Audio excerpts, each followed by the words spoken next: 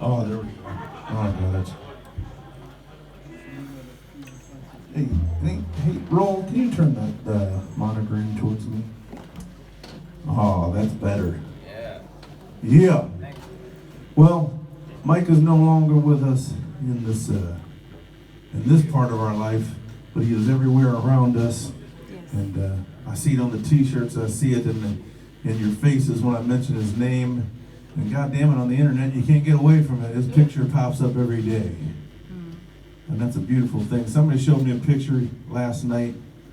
You know, for a split second, I got a little choked up. I got a little upset. Mike was like a little brother to me. He wasn't just a friend. He was family. I'm still very close with his wife and kids and his mom and dad. And so he's always going to be a part of me. So I like the, you know, it used to bother me for a little bit there. It was bothering me every time one of those pictures popped up. And then I went, you know what, man, this is actually a cool thing. I like it. I like when the picture pops up now because he's never going to be forgotten. He's always going to be around us. And then Mike, I don't know, he's one of those people like, I look at your faces, I'm going to tell you, you didn't know Mike like I did, but you guys knew Mike, and it's a crazy thing because he was one of those kind of people that he was instantly everybody's best friend. I'll tell you a quick story about Mike.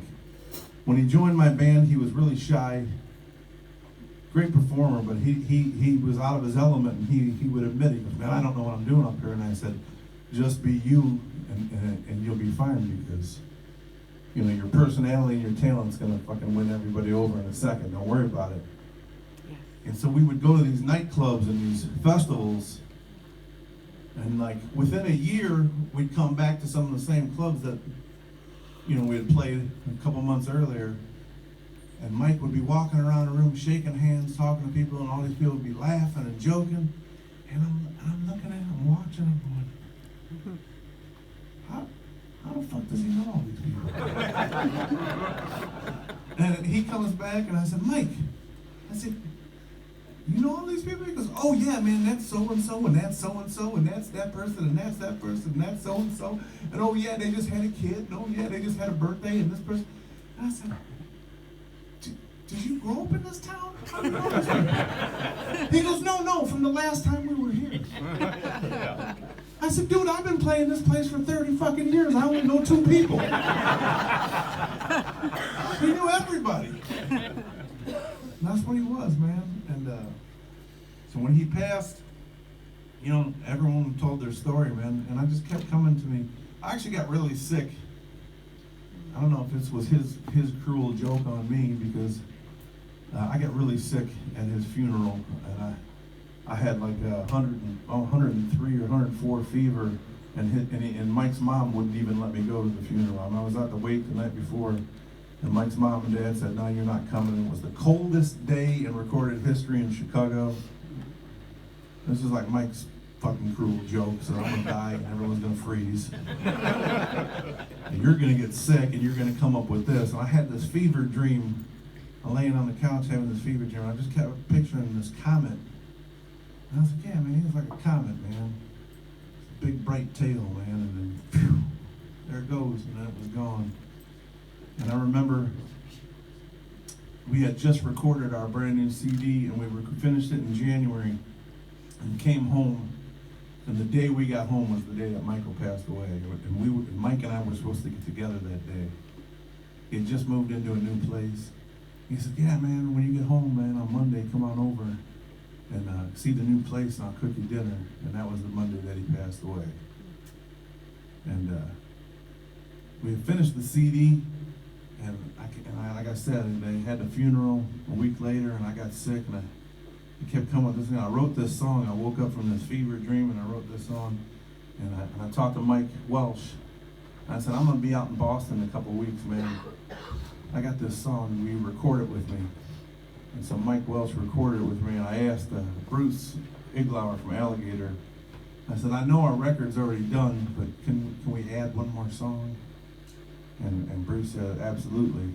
So we recorded this song a couple of weeks after Mike passed, and so it's on the new CD. It's a song called The Comet.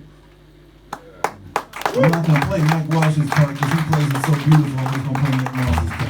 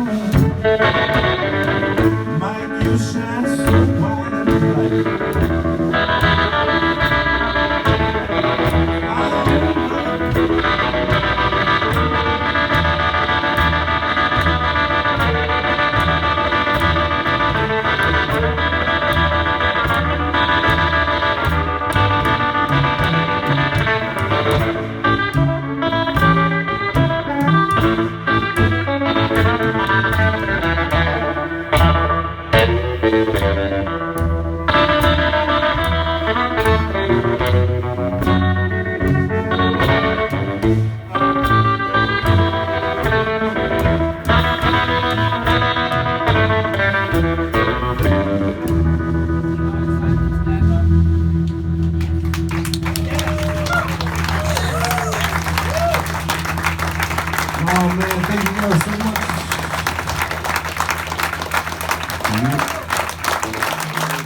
Hope to see you guys again sometime soon. One more time for Rodrigo Montemani. Dennis Goodwin. Patrick Seals back there waving them CDs high up in there. He's got CDs up back there.